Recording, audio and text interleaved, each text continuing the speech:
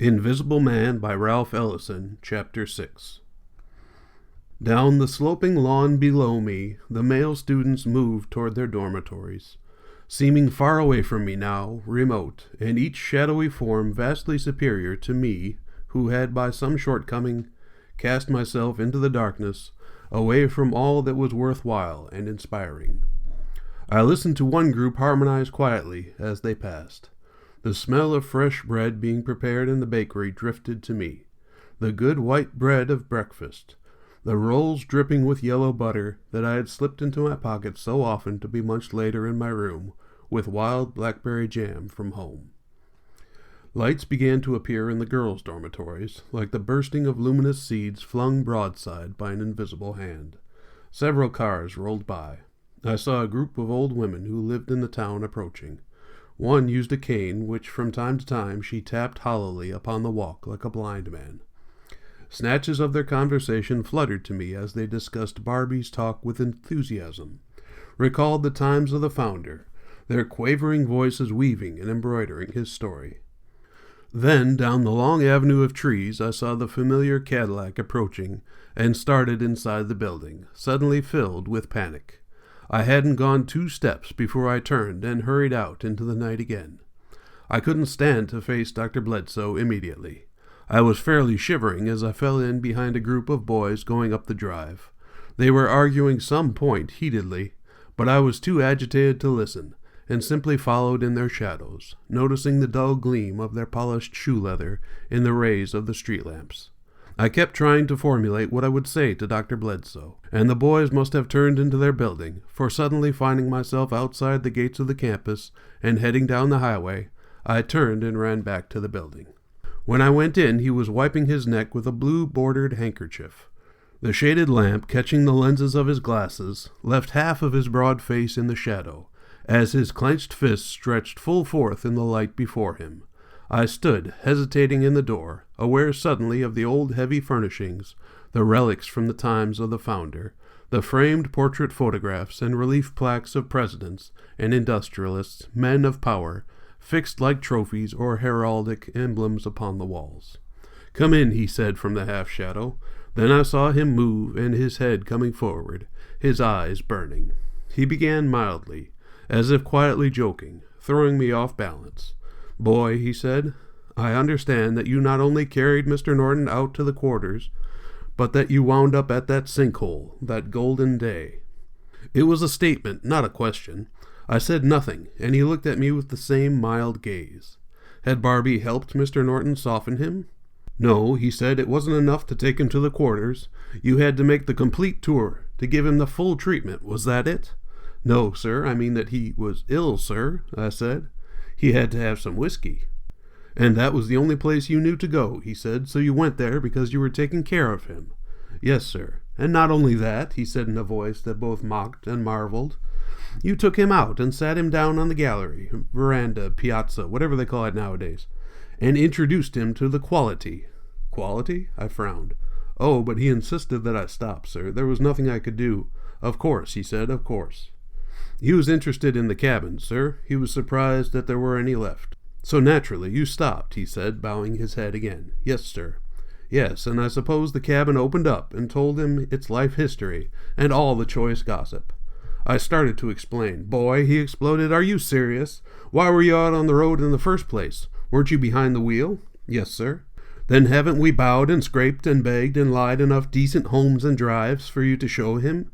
Did you think that white man had to come 1,000 miles, all the way from New York and Boston and Philadelphia, just for you to show him a slum? Don't just stand there, say something." "But I was only driving him, sir. I only stopped there after he ordered me to." "Ordered you," he said. "He ordered you? Damn it, white folk are always giving orders. It's a habit with them. Why didn't you make an excuse? Couldn't you say they had sickness, smallpox, or picked another cabin? Why, that True Blood shack. My God, boy, you're black and living in the South. Did you forget how to lie?" "Lie, sir? Lie to him? Lie to a trustee, sir? Me?" He shook his head with a kind of anguish. "And me thinking I'd picked a boy with a brain," he said. "Didn't you know you were endangering the school?" "But I was only trying to please him." "Please him? And here you are, a junior in college. Why, the dumbest black bastard in the cotton patch knows that the only way to please a white man is to tell him a lie. What kind of education are you getting around here? Who really told you to take him out there? He said. He did, sir, no one else. Don't lie to me. That's the truth, sir. I warn you now, who suggested it? I swear, sir, no one told me. N-word, this isn't the time to lie. I'm no white man. Tell me the truth. It was as though he'd struck me. I stared across the desk thinking, he called me that. Answer me, boy. That, I thought, noticing the throbbing of a vein that rose between his eyes, thinking, he called me that. I wouldn't lie, sir, I said. Then who was that patient you were talking with? I never saw him before, sir. What was he saying? I can't recall at all, I muttered. The man was raving. Speak up. What did he say? He thinks that he lived in France and that he's a great doctor. Continue. He said that I believed that white was right, I said. What? Suddenly his face twitched and cracked like the surface of dark water. And you do, don't you? Dr. Bledsoe said, suppressing a nasty laugh. Well, don't you? I did not answer, thinking, you... Who was he? Did you ever see him before? No, sir, I hadn't. Was he Northern or Southern? I don't know, sir. He struck his desk. College for Negroes. Boy, what do you know other than how to ruin an institution in half an hour that it took over 100 years to build? Did he talk Northern or Southern? He talked like a white man, I said, except that his voice sounded Southern, like one of ours. I'll have to investigate him, he said. A Negro like that should be under lock and key. Across the campus, a clock struck the quarter hour, and something inside me seemed to muffle its sound. I turned to him desperately. Dr. Bledsoe, I'm awfully sorry. I had no intention of going there, but things just got out of hand. Mr. Norton understands how it happened. Listen to me, boy, he said loudly. Norton is one man, and I'm another, and while he might think he's satisfied, I know that he isn't. Your poor judgment has caused this school incalculable damage. Instead of uplifting the race, you've torn it down. He looked at me as though I had committed the worst crime imaginable. Don't you know we can't tolerate such a thing? I gave you an opportunity to serve one of our best white friends, a man who could make your fortune, but in return you dragged the entire race into the slime. Suddenly he reached for something beneath a pile of papers, an old leg shackle from slavery which he proudly called a symbol of our progress. You've got to be disciplined, boy, he said. There's no ifs and ands about it. But you gave Mr. Norton your word. Don't stand there and tell me what I already know. Regardless of what I said, as the leader of this institution, I can't possibly let this pass. Boy, I'm getting rid of you. It must have happened when the metal struck the desk, for suddenly I was leaning toward him, shouting with outrage. I'll tell him, I said. I'll go to Mr. Norton and tell him. You've lied to both of us. What, he said, you have the nerve to threaten me in my own office? I'll tell him, I screamed. I'll tell everybody. I'll fight you. I swear it, I'll fight. Well, he said, sitting back, well, I'll be damned. For a moment he looked me up and down, and I saw his head go back into the shadow, hearing a high, thin sound like a cry of rage. Then his face came forward, and I saw his laughter. For an instant I stared.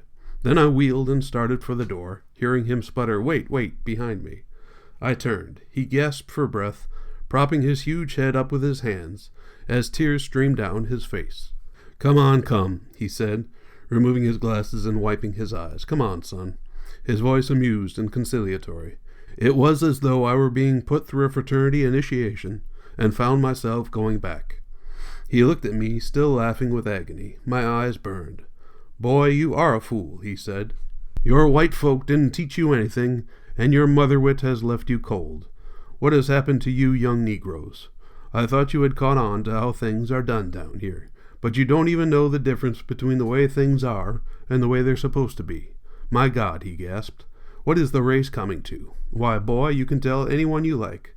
Sit down there. Sit down, sir, I say."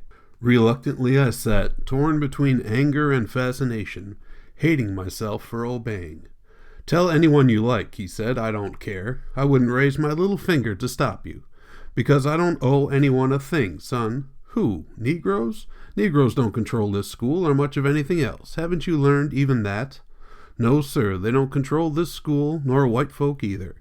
"True, they support it, but I control it. I's big and black, and I say yes, sir, as loudly as any burrhead when it's convenient. But I'm still the king down here. I don't care how much it appears otherwise. Power doesn't have to show off. Power is confident, self-assuring, self-starting, and self-stopping, self-warming, and self-justifying. When you have it, you know it. Let the Negroes snicker and the crackers laugh. Those are the facts, son. The only ones I even pretend to please are big white folk, and even those I control more than they control me. This is a power setup, son, and I'm at the controls. You think about that. When you buck against me, you're bucking against power. Rich white folks' power. The nation's power. Which means government power. He paused to let it sink in, and I waited, feeling a numb, violent outrage. And I'll tell you something your sociology teachers are afraid to tell you, he said. If there weren't men like me running schools like this, there'd be no South, nor North either. No, and there'd be no country, not as it is today. You think about that, son, he laughed. With all your speech-making and studying, I thought you understood something, but you... All right, go ahead, see Norton. You'll find that he wants you disciplined. He might not know it, but he does, because he knows that I know what is best for his interests. You're a black, educated fool, son. These white folk have newspapers, magazines, radios, spokesmen to get their ideas across. If they want to tell the world a lie, they can tell it so well that it becomes the truth. And if I tell them that you're lying, they'll tell the world even if you prove you're telling the truth, because it's the kind of lie they want to hear. I heard the high, thin laugh again. You're nobody, son. You don't exist. Can't you see that? The white folk tell everybody what to think, except men like me. I tell them. That's my life, telling white folk how to think about the things I know about. Shocks you, doesn't it? Well, that's the way it is. It's a nasty deal, and I don't always like it myself. But you listen to me. I didn't make it, and I know that I can't change it. But I've made my place in it, and I'll have every Negro in the country hanging on tree limbs by morning, if it means staying where I am. He was looking me in the eye now, his voice charged and sincere, as though uttering a confession, a fantastic revelation which I could neither believe nor deny. Cold drops of sweat moved at a glacier's pace down my spine. I mean it, son, he said. I had to be strong and purposeful to get where I am. I had to wait and plan and look around. Yes, I had to act the N-word, he said, adding another fiery yes. I don't even insist that it was worth it, but now I'm here and I mean to stay. After you win the game, you take the prize and you keep it, protect it. There's nothing else to do, he shrugged. A man gets old winning his place, son. So you go ahead, go tell your story. Match your truth against my truth, because what I've said is truth, the broader truth. Test it, try it out. When I started out, I was a young fellow, but I no longer listened, nor saw more than the play of light upon the metallic discs of his glasses, which now seemed to float within the disgusting sea of his words. Truth, truth, what was truth? Nobody I knew, not even my own mother, would believe me if I tried to tell them. Nor would I tomorrow, I thought, nor would I. I gazed helplessly at the grain of the desk, then passed his head to the case of loving cups behind his chair. Above the case, a portrait of the founder looked non-committally down. He, Bledsoe laughed. Your arms are too short to box with me, son, and I haven't had to really clip a young Negro in years. No, he said, getting up. They haven't been so cocky as they used to. This time I could barely move. My stomach was knotted and my kidneys ached. My legs were rubbery. For 3 years I had thought of myself as a man, and here with a few words he'd made me as helpless as an infant. I pulled myself up. Wait, hold on a second, he said, looking at me like a man about to flip a coin. I like your spirit, son. You're a fighter, and I like that. You just lack judgment. Though lack of judgment can ruin you. That's why I have to penalize you, son. I know how you feel, too. You don't want to go home to be humiliated. I understand that, because you have some vague notions about dignity. In spite of me, such notions seep in along with the gimcrack teachers and northern-trained idealists. Yes, and you have some white folk backing you, and you don't want to face them because nothing is worse for a black man than to be humiliated by white folk. I know all about that, too. Old Doc's been buked and scorned and all of that. I don't just sing about it in chapel, I know about it. But you'll get over it. It's foolish and expensive and a lot of dead weight. You let the white folk worry about pride and dignity. You learn where you are and get yourself power, influence, contacts with powerful and influential people. Then stay in the dark and use it. How long will I stand here and let him laugh at me, I thought, holding on to the back of the chair. How long? You're a nervy little fighter, son, he said, and the race needs good, smart, disillusioned fighters. Therefore, I'm going to give you a hand. Maybe you'll feel that I'm giving you my left hand after I've struck you with my right. If you think I'm the kind of man who'd lead with his right, which I'm most certainly not. But that's all right too, take it or leave it. I want you to go to New York for the summer and save your pride, and your money. You go there and earn your next year's fees, understand? I nodded, unable to speak, whirling about furiously within myself, trying to deal with him, to fit what he was saying to what he had said.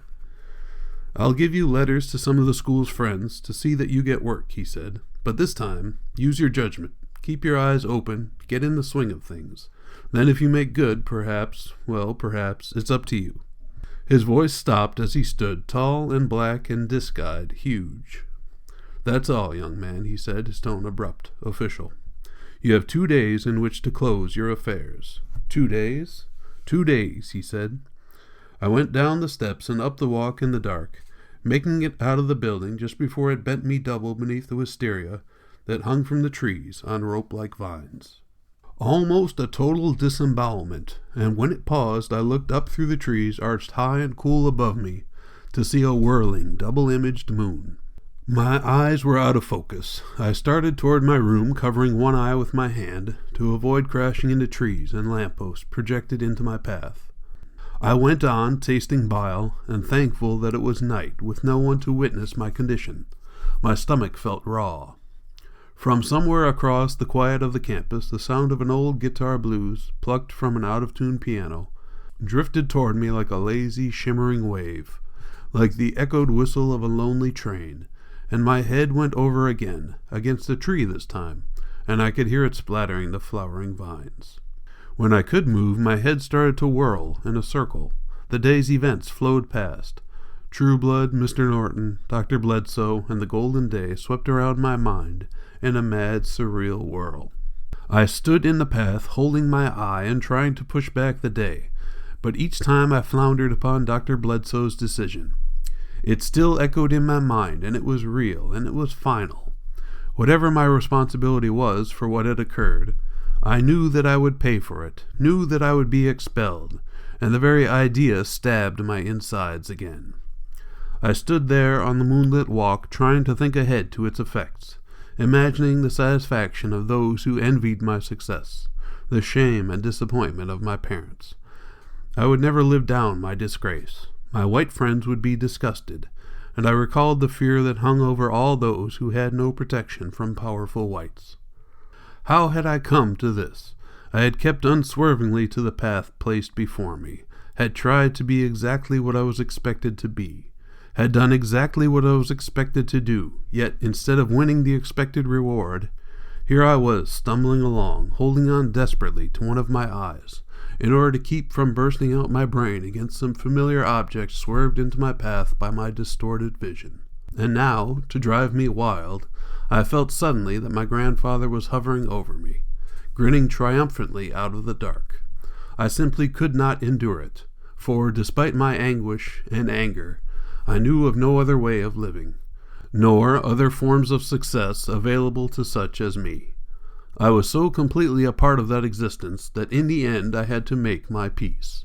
It was either that or admit that my grandfather had made sense, which was impossible, for though I still believed myself innocent, I saw that the only alternative to permanently facing the world of True Blood and the Golden Day was to accept the responsibility for what had happened. Somehow I convinced myself I had violated the code and thus would have to submit to punishment. Dr. Bledsoe is right, I told myself. He's right. The school and what it stands for have to be protected. There was no other way. And no matter how much I suffered, I would pay my debt as quickly as possible and return to building my career. Back in my room, I counted my savings, some $50, and decided to get to New York as quickly as possible. If Dr. Bledsoe didn't change his mind about helping me get a job, it would be enough to pay my room and board at Men's House, about which I had learned from fellows who lived there during their summer vacations. I would leave in the morning. So while my roommate grinned and mumbled unaware in his sleep, I packed my bags. Next morning I was up before the bugle sounded, and already on a bench in Dr. Bledsoe's outer office when he appeared. The jacket of his blue serge suit was open, revealing a heavy gold chain linked between his vest pockets as he moved toward me with a noiseless tread. He passed without seeming to see me. Then, as he reached his office door, he said, "I haven't changed my mind about you, boy, and I don't intend to." "Oh, I didn't come for that, sir," I said, seeing him turn quickly, looking down upon me, his eyes quizzical. "Very well, as long as you understand that. Come in and state your business. I have work to do." I waited before the desk, watching him place his Homburg on an old brass hall tree. Then he sat before me, making a cage of his fingers and nodding for me to begin. My eyes burned, and my voice sounded unreal. "I'd like to leave this morning, sir," I said. His eyes retreated. "Why this morning?" he said. "I gave you until tomorrow. Why the hurry?" "It isn't hurry, sir, but since I have to leave, I'd like to get going. Staying until tomorrow won't change matters." "No, it won't," he said. "That's good sense, and you have my permission. And what else?" "That's all, sir, except that I want to say that I'm sorry for what I did, and that I hold no hard feelings. What I did was unintentional, but I'm in agreement with my punishment." He touched his fingertips together, the thick fingers meeting delicately, his face without expression. "That's the proper attitude," he said. "In other words, you don't intend to become bitter, is that it?" "Yes, sir." "Yes, I can see that you're beginning to learn. That's good. 2 things our people must do is accept responsibility for their acts and avoid becoming bitter." His voice rose with the conviction of his chapel speeches. "Son, if you don't become bitter, nothing can stop you from success. Remember that." "I shall, sir," I said. Then my throat thickened, and I hoped he would bring up the matter of a job himself. Instead, he looked at me impatiently and said, "Well, I have work to do. My permission is granted." "Well, sir, I'd like to ask a favor of you." "Favor?" he said shrewdly. "Now that's another matter. What kind of favor?" "It isn't much, sir. You suggested that you would put me in touch with some of the trustees who would give me a job. I'm willing to do anything." "Oh, yes," he said. "Yes, of course." He seemed to think for a moment, his eyes studying the objects on his desk. Then, touching the shackle gently with his index finger, he said, "Very well. When do you intend to leave?" "By the first bus, if possible, sir." "Are you packed?" "Yes, sir." "Very well. Go get your bags and return here in 30 minutes. My secretary will give you some letters addressed to several friends of the school. One of them will do something for you." "Thanks, sir. Thank you very much," I said as he stood. "That's all right," he said. "The school tries to look out for its own. Only one thing more.